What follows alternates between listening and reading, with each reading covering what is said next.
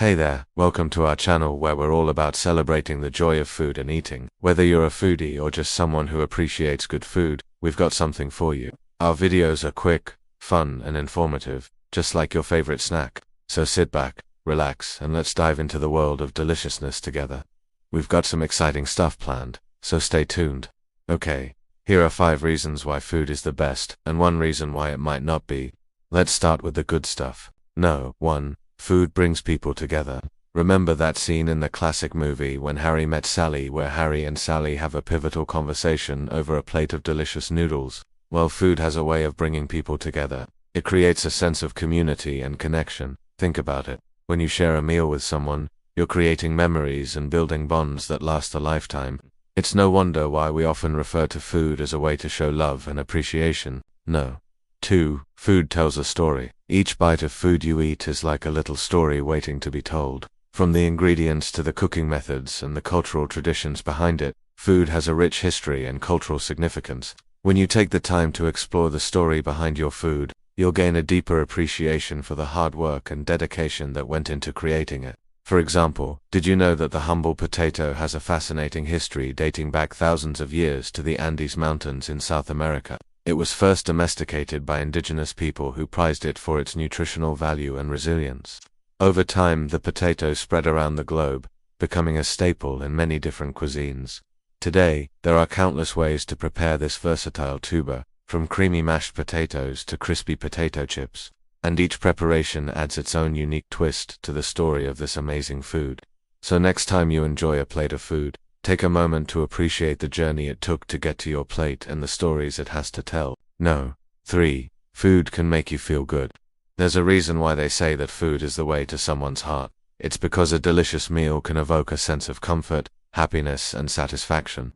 Think about the last time you ate something that was so good it brought a smile to your face. Maybe it was a warm bowl of soup on a cold day, or a perfectly grilled steak with all the fixings. Whatever it was, you know that a good meal can make you feel good. But the benefits of good food go beyond just making you feel happy. A nutritious, well-balanced diet can actually improve your overall health and well-being. When you fuel your body with the right foods, you'll have more energy to tackle your daily tasks, a stronger immune system to fight off illness, and a healthier body to live a more active lifestyle. So next time you sit down to a meal, take a moment to appreciate the amazing benefits of good food and how it can make you feel good inside and out. 4. Food is an adventure. Have you ever tried a new food and been surprised by the burst of flavor in your mouth? Or how about when you've traveled to a new place and discovered its unique cuisine? Food is full of surprises and adventures waiting to be explored. There are countless dishes and recipes out there that offer a unique combination of flavors, textures, and aromas that can tantalize your taste buds and leave you wanting more. Plus, food is a great way to learn about different cultures and traditions. Each dish has its own story to tell, and by trying new foods, you're immersing yourself in that culture and expanding your horizons. So if you're feeling adventurous, why not try something new? You never know what delicious discoveries await you. And 5. Food can be creative. Cooking and eating can be a form of self-expression and creativity. Whether you're whipping up a batch of cookies from scratch or plating up a gourmet meal, food allows you to showcase your personal style and creativity. It's a chance to experiment with different flavors, textures, and presentations, and create something truly unique and delicious. Not only that, but sharing your culinary creations with others can be a wonderful way to connect with them on a personal level.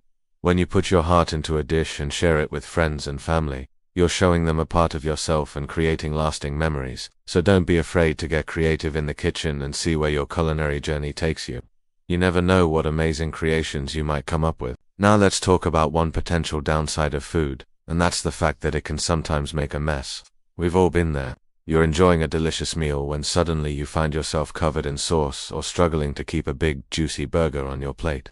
But hey, is a little mess really a bad thing when it comes to food? After all, it's a small price to pay for those delicious flavors and unforgettable experiences. And let's face it, a little mess just means you're really enjoying your food. It's a sign that you're letting loose and embracing the joy of eating. So the next time you find yourself covered in sauce or crumbs, don't stress it. Just laugh it off and keep enjoying your meal. And hey, if you do end up making a big mess, just remember that you're making memories that will last a lifetime. Well, there you have it. 5 amazing reasons why food is the best, and 1 reason why it might not be. Now we want to hear from you. What's your favorite thing about food? Is it the way it brings people together, the stories behind each dish, or maybe the feeling of pure bliss that comes from biting into something delicious? Share your thoughts in the comments below. And hey, if you're still hungry for more, be sure to check out our other videos for even more delicious insights about food and eating.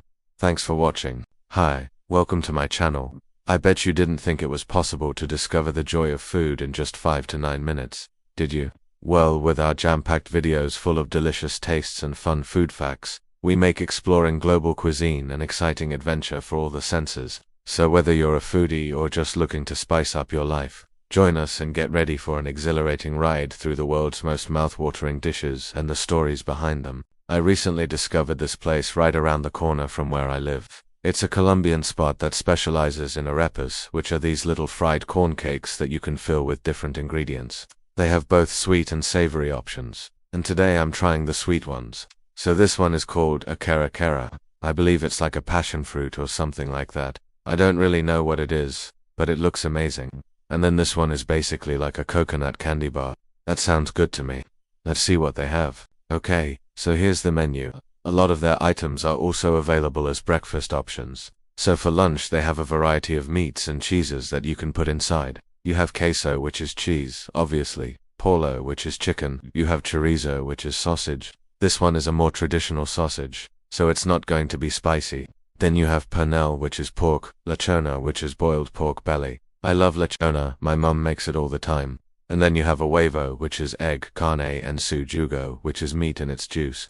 So I'm not sure if that's a regional specialty, or if that's just their version of like a regional specialty. But yeah, that sounds pretty good. And then they have 2 types of beans, red beans and a special black bean. And then they have other fillings as well, such as avocado, rice, sweet plantains, and regular plantains. And then for breakfast they have some of those same options. And this is a new place, so I got there at around noon and they were already out of lechona. So I decided to go with the second best option, which was carne and su jugo, or meat in its juice. And I got it with cheese and black beans. This one came with a side of cilantro, lime, and onion. So let's dig in. Okay, so first impressions. This thing is huge. And as someone who normally eats half of everything, this was a lot of food. I didn't expect the portion to be that big. As you can see, it's overflowing. So if you're not super hungry, I would recommend sharing this with a friend. It could easily be split in half. As for the taste, I was a bit disappointed. I don't know if it's because I had high expectations due to the previous reviews or if it's because I had lechina the day before, but this wasn't as flavorful to me. It has a nice amount of spice, but it wasn't as juicy or succulent as I had hoped. However, that might have been because it was sitting out for a while. Like I said, I went at around noon and it was already out of lechuna, which is usually a sign that the good stuff sells out fast and they're just keeping the rest of the stuff warm. The arepa itself was crispy and soft at the same time, which is how I like it. It had a nice golden glow to it, and the inside was fluffy and well seasoned. The cheese and beans were good too. The beans had a creamy consistency and a nice amount of salt, and the cheese was melty and slightly stretchy. Overall, it wasn't the best arepa I've ever had, but it was definitely worth a try. Now let's move on to dessert. I'm excited to try these sweet arepas. This one comes with caramel and then this one comes with either guayaba or a coconut cream. Let's go ahead and get a closer look at these. Okay, so here's a couple things to note about these sweet arepas. First off, they come with a side of hot chocolate. I didn't realize that when I ordered, but luckily I like hot chocolate. If you don't, then make sure to specify when you order. Secondly, they come with 2 different types of spoons, one for eating the arepa, and then a smaller spoon for drinking the hot chocolate. Now let's dig in. Alright, so this arepa is called an arepita, which means little arepa. It's small and round and topped with caramel. To eat it, you're supposed to poke a hole in the middle and then use the provided spoon to scoop out some of the arepa and dip it into the hot chocolate. I thought this was such a fun idea. I loved how the soft and fluffy arepa paired with the rich and creamy hot chocolate.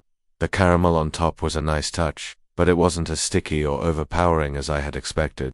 Instead, it had a smooth and buttery consistency that added a nice amount of sweetness without being too heavy. I liked it. It was definitely a fun and delicious dessert. Now let's move on to the guava one. This one is called an arepa de la abuela, which means grandma's arepa. And from the looks of it, It looks like my grandmother's arepas. She used to make these all the time.